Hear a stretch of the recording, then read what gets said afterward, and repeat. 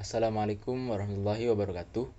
Saya Miftah Anwar dari Prodi Akuntansi Syariah kelas C.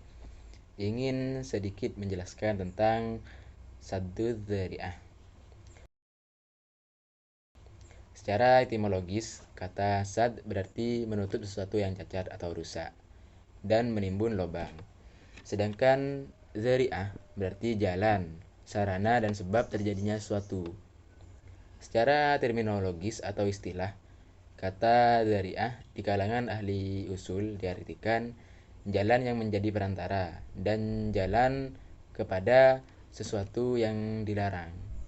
Menurut Ibnu Al-Qayyim Al-Jauziyah, jalan atau perantara tersebut bisa berbentuk sesuatu yang dilarang maupun yang dibolehkan. Jadi, bisa dipahami bahwa sadduz dzari'ah adalah menetapkan hukum larangan atau suatu perbuatan tertentu yang pada dasarnya diperbolehkan maupun dilarang untuk mencegah terjadinya perbuatan lain yang dilarang. Dasar hukum sadduz dzari'ah yaitu yang pertama ada Al-Quran.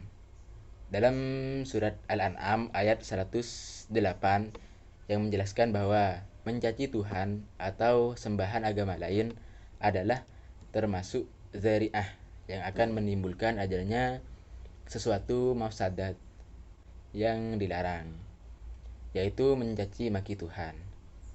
Sesuai dengan teori psikolog, orang yang Tuhannya dicaci kemungkinan akan membalas mencaci Tuhan yang diyakini oleh orang yang sebelumnya mencaci. Karena itulah, sebelum balasan caci maki itu terjadi, maka larangan mencaci maki Tuhan, agama lain, merupakan tindakan pencegahan atau sadduz dzari'ah. Dasar hukum yang kedua ada as-sunnah. Dalam hadis Sahih Bukhari nomor 50, hadis ini menerangkan bahwa mengerjakan perbuatan yang syubhat lebih besar kemungkinan akan terjerumus mengerjakan kemaksiatan daripada kemungkinan dapat memelihara diri dari perbuatan itu. Tindakan yang paling selamat ialah melarang perbuatan yang mengarah kepada perbuatan maksiat itu. Dasar hukum yang ketiga yaitu kaidah fikih. Di antara kaidah fikih yang bisa dijadikan dasar penggunaan sadduz dzari'ah adalah menolak keburukan atau mafsadah lebih diutamakan daripada meraih kebaikan atau maslahah. Kaidah ini merupakan kaidah asasi yang bisa mencakup masalah-masalah turunan di bawahnya. Berbagai kaidah lain juga bersandar pada kaidah ini. Karena itulah, sadduz dzari'ah pun bisa disandarkan kepadanya. Hal ini juga bisa dipahami karena dalam sadduz dzari'ah terdapat unsur mafsadah yang harus dihindari. Macam-macam sadduz dzari'ah dibagi menjadi dua, yaitu yang pertama dari segi kualitas kemafsadatannya yang dibagi menjadi 4. Yang pertama, perbuatan yang pasti akan membawa mafsadah. Misalnya, menggali sumur di jalan umum yang gelap. Yang kedua, perbuatan yang jarang membawa mafsadah. Misalnya, menanam pohon anggur. Walaupun buah anggur sering dibuat minuman keras, tetapi hal itu termasuk jarang. Karena itu, sadduz dzari'ah ini tidak perlu dilarang. Yang ketiga, ada perbuatan yang diduga keras akan membawa mafsadah. Misalnya, menjual anggur kepada perusahaan pembuat minuman keras. Dzari'ah yang seperti ini harus dilarang, bahkan wajib. Yang keempat, ada perbuatan yang sering membawa mafsadah. Namun, kekhawatiran terjadinya tidak sampai pada dugaan yang kuat, melainkan hanya asumsi biasa. Misalnya, transaksi atau jual beli secara kredit yang memungkinkan terjadinya riba. Pada dzari'ah yang keempat ini terjadi perbedaan pendapat di kalangan ulama.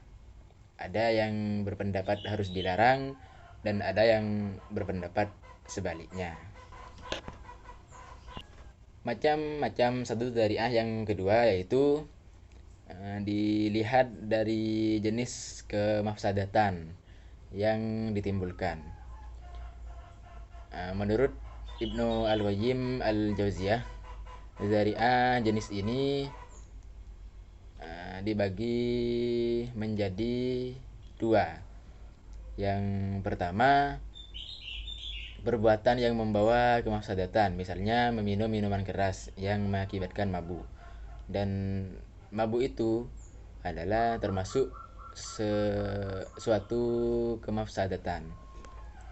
Yang kedua, perbuatan yang pada dasarnya diperbolehkan atau dianjurkan, namun digunakan untuk melakukan perbuatan yang haram, baik disengaja ataupun tidak. Yang disengaja misalnya nikahut tahlil atau muhallil, dan yang tidak disengaja misalnya mencaci maki ibu bapak orang lain yang mengakibatkan orang tuanya juga dicaci maki orang tersebut. Dari kesepakatan ulama, Al-Qarafi dan Asy-Syatibi membagi dzari'ah menjadi 3 macam, yaitu yang pertama, sesuatu yang telah disepakati untuk tidak dilarang meskipun bisa menjadi jalan atau sarana terjadinya suatu perbuatan yang diharamkan. Yang kedua, sesuatu yang disepakati untuk dilarang. Dan yang ketiga, sesuatu yang masih diperselisihkan untuk dilarang atau diperbolehkan. Sebagian besar ulama berpendapat bahwa saddu dzari'ah dapat dijadikan dalil dalam fikih Islam. Mereka hanya berbeda dalam pembatasannya. Berpegang pada dzari'ah tidak boleh terlalu berlebihan, karena orang yang tenggelam di dalamnya bisa saja melarang perbuatan yang sebenarnya mubah, mandub, bahkan yang wajib, karena terlalu khawatir terjerumus ke jurang kezaliman. Seorang mukallaf wajib mengetahui betul di dalam menggunakannya atau bahaya meninggalkannya. Mereka pun harus